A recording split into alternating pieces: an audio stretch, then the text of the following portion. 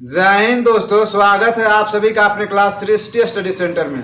मैं सुमन और आज आप लोग को इस्लाम धर्म का एक महत्वपूर्ण टॉपिक है, इसके बारे में बताने जा रहा हूं और इससे संबंधित उन सारे प्रश्नों का चर्चा आज के हम इस सेशन में करेंगे। तो आप इस वीडियो के अंत तक बने रहें और इससे संबंधित बनने वाले सारे प्रश्नों को देखने का प्रयास करें। चलिए हम शुरू करते हैं और इससे बनने वाले सारे प्रश्नों को देखने का प्रयास करते हैं।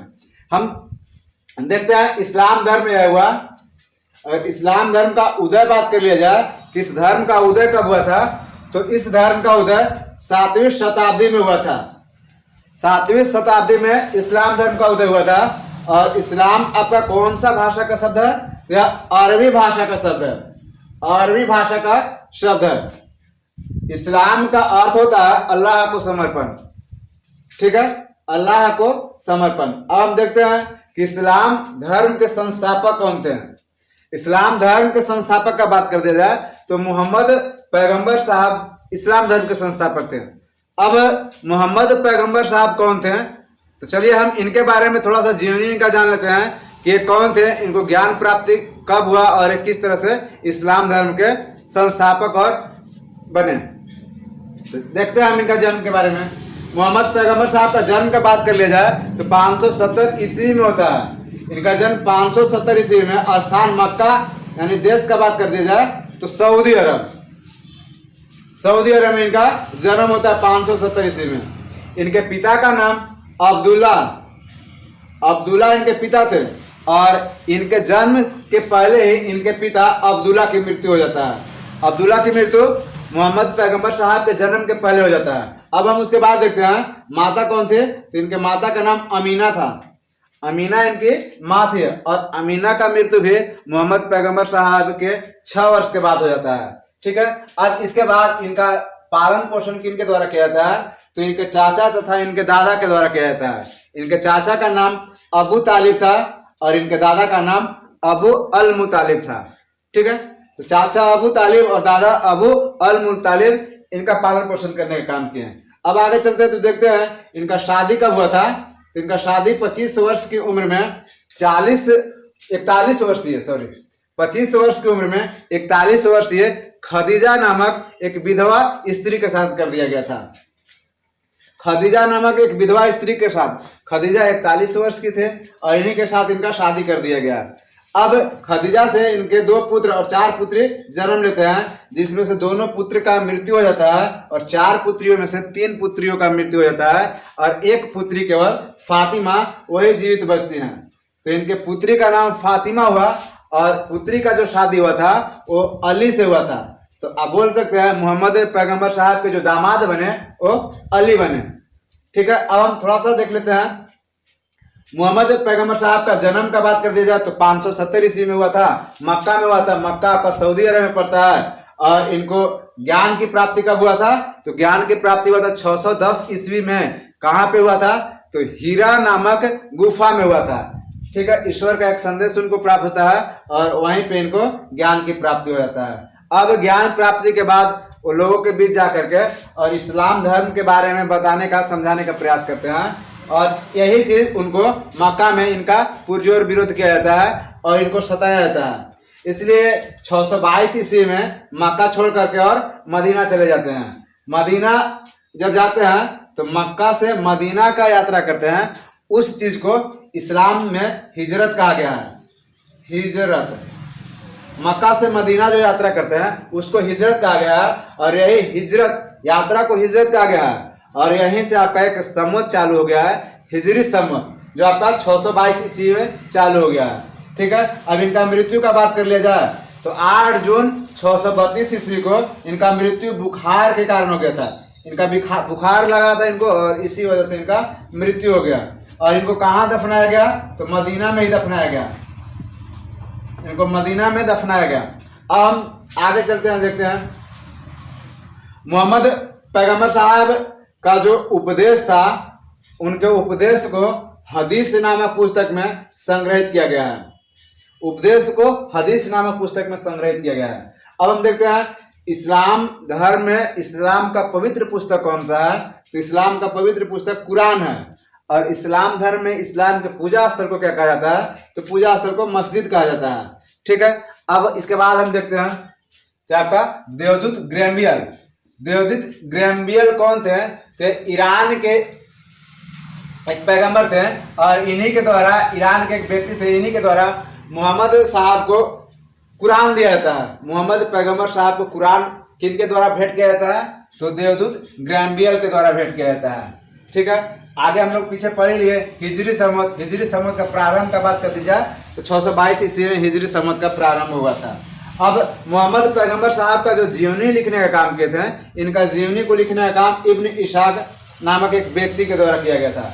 इब्न इशाक व्यक्ति इनके जीवन को लिखने का काम किए थे, जीवन चरित्र को लिखने का काम किए थे। पैगंबर मोहम्मद पैगंबर साहब द्वारा मूर्ति पूजा का पुरजोर विरोध किया जाता है, तो इनके द्वारा मूर्ति पूजा का विरोध किया गया था। अब इस्लाम धर्म में 5 अनिवार्य कर्तव्य है, 5 कर्तव्य जिसे हर मुस्लिम को एक करना पड़ता है। जैसे एक करना होता है, जैसे आपका पहला हुआ दिन में 5 बार नमाज अदा करना, दूसरा हुआ जक़ात देना, मतलब जरूरतमंद लोगों को, जो गरीब लोग हैं उनको जक़ात देना, अपने इनकम का 1/10वां भाग जक़ात देना रहता था, दान देना आप इसको बोल सकते हैं। आय का 1/10वां भाग दान देना इसी था। ठीक है, इसके बाद आपका रमजान के समय रोजा रखना, रमजान के समय रोजा रखना ये भी आपका अनिवार्य कर्तव्य में था। रोजा सूर्योदय से पहले और सूर्यास्त तक भूखा रहना पड़ता था, तो ये चीज है। अब इसके बाद है बकरे की कुर्बानी देना। ये आपका बकरे की कुर्बानी देना, जो ईद होता है, ईद के 70 दिन के बाद एक आता है, उसमें आपका बकरीद मनाया जाता है, तो इसी में बकरे की कुर्बानी दिया जाता है। अब हम देखते हैं कम से कम एक बार हज यात्रा करना। जीवन में प्रत्येक मुस्लिम को एक बार हज यात्रा करना चाहिए, ये आपका 5 कर्तव्य में शामिल था। इसके बाद इनका मृत्यु के बाद एक पद का स्थापना किया जाता है, जिस पद का नाम रहता है खलीफा। तो खलीफा पद का स्थापना मोहम्मद पैगंबर साहब के मृत्यु के बाद किया जाता है, और इस पद पर बैठने वाले व्यक्ति थे पहले अबू बकर आए, इसके बाद अगले खलीफा के रूप में उमर आए, उमर के बाद उस्मान आए, और उस्मान के बाद अली आए। तो ये आपका अली मोहम्मद पैगंबर साहब के उत्तराधिकारी जरूर थे, लेकिन खलीफा के पद पर बैठने का बात कर दिया जाए तो पहले अबू बकर आए, इसके बाद उमर आए, उस्मान आए, और इसके बाद लास्ट में जो आपका अली बनते हैं, आपका खलीफा के पद पर नियुक्त होते हैं। अब देखते हैं हम इस्लाम धर्म मोहम्मद पैगंबर साहब के मृत्यु के बाद 2 भाग में बढ़ जाता है, एक सुन्नी और दूसरा शिया। तो सुन्नी धर्म के लोग वे लोग मानते थे जो मोहम्मद पैगंबर साहब के विचारों को मानते थे। मोहम्मद पैगंबर साहब के कथन और विचार पे चलने वाले सुन्नी धर्म को अपनाए, और अली के शिक्षा को मानने वाले और शिया धर्म को अपना लिए। तो ये आपका इस तरह से इस्लाम धर्म भी 2 भाग में आपका बट गया। और आगे हम चलते हैं, जिसके बाद देखते हैं अली जो इनके उत्तराधिकारी हुए, अली का मृत्यु 661 ईस्वी में हो जाता है। 661 ईस्वी में अली का मृत्यु हो जाता है, और अली के पुत्र जो रहते हैं हुसैन का हत्या करबला ईरान में 680 ईस्वी में कर दिया जाता है। ईरान में इनका हत्या इनके पूरा परिवार के साथ और इनके दोस्त लोग, सारे लोग के साथ इनका हत्या ईरान के करबला में कर दिया जाता है। और ऐसा इसलिए कर दिया जाता है, जैसे शिया और सुन्नी ये 2 धर्म हुआ, तो दोनों अलग अलग पद को मानने का काम किए। ये जो सुन्नी वाले थे वो खलीफा पद को माने, और ये जो शिया वाले थे, शिया वाले इमाम एक नया पद का स्थापना किए और इमाम पद को माने। ठीक है, तो ये अली इस पद पे रह चुके थे, आपका खलीफा के पद पर ही थे, और उनके पुत्र भी इसी के पद पे थे। इसके वजह से या और भी कुछ कारण हो, इसके वजह से इनका अली के पुत्र हुसैन का हत्या करबला ईरान में कर दिया गया था। तो ये चीज़ यहाँ पे हुआ। इसके बाद फिर आपका जो खलीफा पद था, खलीफा पद आपका 1924 तक रहा। खलीफा पद कब तक रहा? 1924 तक रहा, और 1924 ईस्वी में मुस्तफ़ा कमाल पाशा के द्वारा खलीफा पद को समाप्त कर दिया गया। तो अंतिम रूप से खलीफा पद का समापन कब हुआ? तो 1924 ईस्वी में हुआ। अब हम आगे देखते हैं, मुस्लिमों में मुख्य रूप से 3 त्यौहार जो प्रमुख रूप से मनाया जाता है। एक आपका ईद ए मिलाद उल नबी, यानी ईद उसको बोला जाता है। ईद ए मोहम्मद पैगंबर साहब के जन्मदिन पर मनाया जाता है, और यह पूरा 1 माह तक चलता है, जिसमें रमजान के प्रथम महीना से प्रारंभ होता है और अंतिम दिन यानी रात में चांद देकर उसके सुबह ईद मनाया जाता है। तो आपका ईद ए मिलाद उल नबी हुआ, इसमें मुख्य रूप से खजूर होता है, उस चीज को खाया जाता है, ये हुआ। इसके बाद आपका रमजान खत्म होता है तो उसके 70 दिन के बाद छोटा ईद आता है, जिसे बकरीद के नाम से कहा जाता है। 70 दिन के बाद बकरीद मनाया जाता है, जिसमें मुख्य रूप से बकरे की कुर्बानी दी जाती है, इसमें बकरे की कुर्बानी दी जाती है। अब हम देखते हैं एक मुहर्रम त्योहार जो मनाया जाता है, वो भी आपका प्रमुख रूप से त्योहार है। तो मुहर्रम, इसमें अली हुसैन जो हुए, हुसैन का हत्या कर दिया जाता है, तो उनकी याद में ये मुहर्रम त्यौहार मनाया जाता है। मुहर्रम त्यौहार में 10 दिन तक मातम चलता है और मातम के बाद 11वें दिन जो होता है उसमें तजिया निकाला जाता है। और तजिया निकाला जाता है जिसमें शिया और सुन्नी वर्ग, इसमें दोनों वर्ग के लोग शामिल होते हैं। जिसमें शिया वर्ग के द्वारा धारदार हथियार से शरीर पे वार किया जाता है और ऐसा बताया जाता है कि शरीर से जितना ब्लड निकलेगा ये हुसैन प्रसन्न होंगे या अल्लाह हम पे प्रसन्न हो जाएंगे। तो ऐसा इन लोग का मान्यता है और इस पे ये पालन करते हैं और इस पे चलते हैं। तेजी से आपका अब हम देखते हैं यहाँ दुनिया की सबसे बड़ी मस्जिद, विश्व की सबसे बड़ी मस्जिद कौन सी है? तो अल हराम मस्जिद है। यह मस्जिद आपका सऊदी अरब मक्का में स्थित है। और इसके बाद बात करते हैं भारत की सबसे बड़ी मस्जिद कौन सी है? तो भारत की सबसे बड़ी मस्जिद आपका जामा मस्जिद दिल्ली में स्थित है।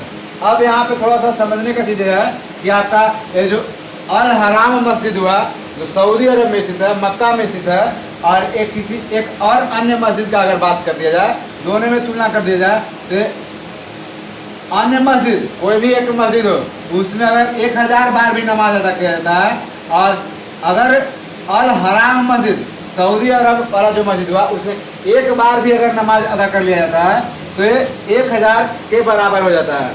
मतलब अल हराम मस्जिद जो सऊदी अरब में स्थित है यह सबसे पवित्र मस्जिद माना जाता है और यहाँ पे नमाज का अदा करना एक बहुत ही पुण्य वाला काम माना जाता है। फिर इसके बाद आप देखिए तो इस्लाम धर्म में प्रमुख धर्म ग्रंथ हुआ। प्रमुख धर्म ग्रंथ में एक आपका हदीस है, दूसरा कुरान है, तीसरा हदीस है कुहसी है।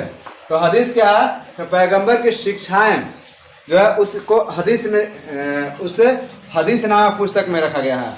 ठीक है। इसके बाद ईश्वरीय आदेश को किस पुस्तक में रखा गया है? कुरान में रखा गया है। और ईश्वरीय शिक्षा को किस पुस्तक में रखा गया है? तो हदीस कुहसी नामक पुस्तक में इस चीज़ का जिक्र किया गया है। तो आप इस चीज़ को यहाँ से समझ गए। अब इसके बाद हम देखते हैं मोहम्मद पैगंबर साहब जो थे, पहली शादी उनका 41 वर्ष की खदीजा नामक विधवा औरत के साथ में होता है। उसके बाद कुछ एक दूसरी और शादी करते हैं, आयशा नामक 9 वर्षीय लड़की थी। आयशा नाम की 9 वर्षीय लड़की से इनका एक और शादी होता है। तो ये मोहम्मद पैगंबर साहब का आप जीवनी इसमें देखें। इसमें मुख्य रूप से हम महत्वपूर्ण प्रश्नों पर चर्चा किए। आज का इस वीडियो में हम इतना ही रहने देते हैं। इसके बाद फिर हम मिलेंगे आपको अगले वीडियो में। तब तक के लिए धन्यवाद।